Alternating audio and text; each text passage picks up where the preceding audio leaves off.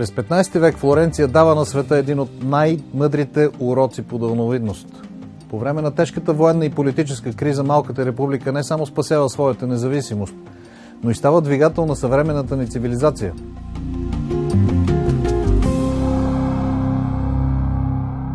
Около 1400 година независимостта на Флоренция била застрашена от могъщия дух на Милано. Неговата цел била да подчини и обедини цяла Италия. По това време Флоренция нямала потенциала да устои на враговете от Милано.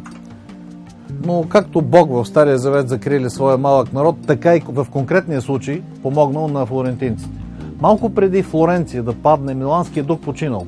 10 години след това бил убит и неговия син Джовани Мария Висконти. През това време Флоренция изградила своята мощна защита, която включвала 3 неразделни компонента: военна сила, добра дипломация и огромен интелектуален потенциал. Ако днес по време на война някоя държава обяви конкурс за художествено произведение, било то вратите на градския баптистерий или изграждането на най-големия по това време купол на Флорентинската катедрала, едва ли ще го окачествим като най-разумното в такава ситуация действие. Но тогавашните флорентинци имали вяра в Бога и успели. Големите инвестиции в изкуството през 15 век дали възможност за творчески подем на много художници, скулптори, архитекти и резултатите били изключителни. Андреа дел Верокио, вторият по значение след Донателло, започва обучението си като своя предшественик в бижутерско ателие.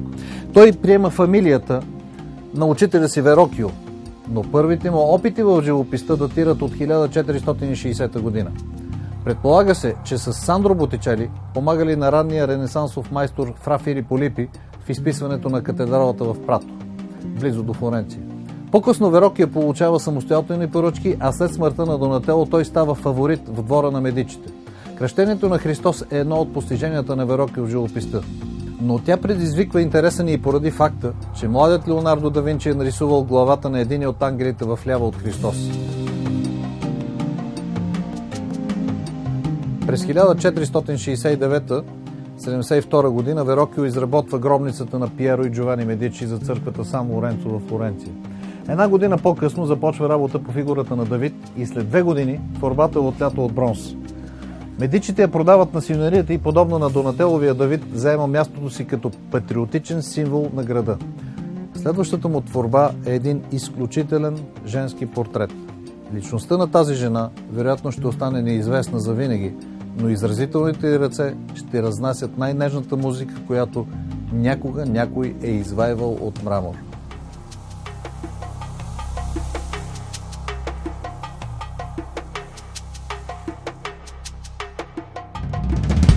Почти по същото време, около 1478 година, Верокио изработва бюсти на Джулиано Медичи от теракота.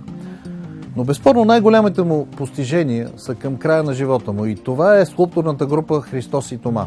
Казват, че флорентинците много я харесвали, вероятно заради ясната описателност на действието.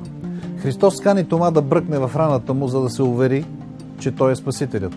Тома е протегнал ръката си, въпреки че в Евангелието ясно се казва, че той не го е направил, но скулпторът се е позволил този жест, за да изрази първоначалното му съмнение.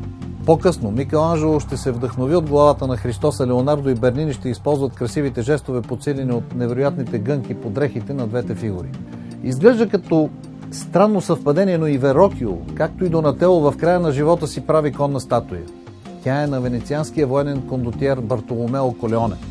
Оставайки огромното си състояние на Република Венеция, кондотиера помолил в завещанието си да му бъде издигнат паметник като на Гатамелата, който очевидно е познавал.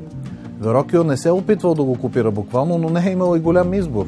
Фигурата на Колеоне е изправена върху коня и излъчва могъщество и власт, което едва ли би могла да бъде оспорвана.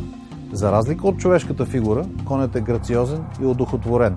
В него скулпторът е изваял всяка вена и мускул и това наистина подсилва напрежението. Сякаш не само конят, но и цялата армия очаква заповед от кондотиера. Каква разлика в духа между фигурата на Бартоломео Колеоне и Христос и Тома. Ето тук ясно са изразени двата противоположни аспекта на хуманизма. Вярата в човека и вярата в Бога.